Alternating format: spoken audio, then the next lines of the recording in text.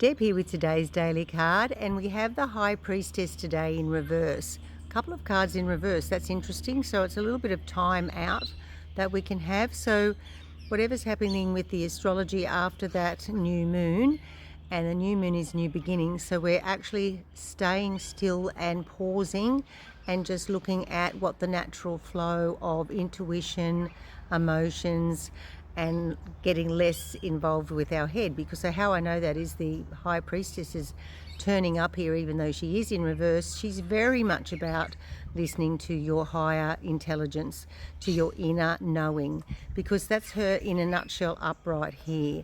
So she's got the beautiful aqua on, and so happens to I have the aqua on today. Quite often I seem to be dressed the same way as the cards come out, and I'm dressed first. So that's pretty crazy. So aqua, if you think about it, is a bit of a mixture of blue and white, and that's the blue of the throat chakra and the white of the crown, which is the higher realms. So she's sitting there with the Akashic records in her lap.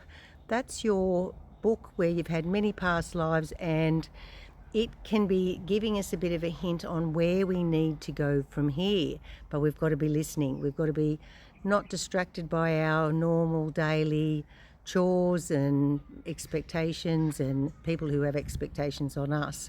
So between these two pillars, she's sitting with abundance, with the pomegranates in the background. So she's pretty well abundant in every way, money wise, but relationships, good friends, lovely people surround her, and she has a little bit of a knowing of what people should do, where is their best location to live, their best partner to be with, the best job or purpose, sole purpose that they need to follow.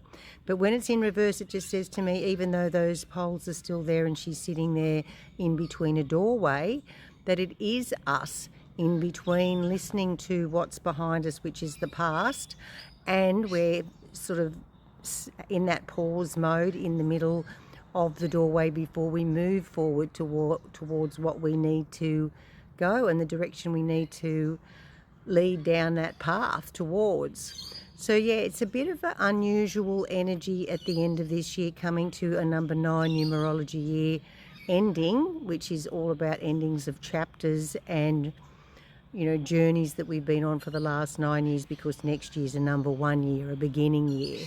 So it's sort of get it a little bit, is that we've just got to be in our body, listening to our gut instincts, not so much our mind, getting any signals, so allowing some quiet time for that meditative space of nothingness to be able to be like that open antenna and receive those messages about where we need to go. And when this is in reverse, I just think that we're getting a little bit overwhelmed by things, and maybe we need to just have some time out. So you have some time out today and have a lovely day, and I'll see you tomorrow. Bye for now.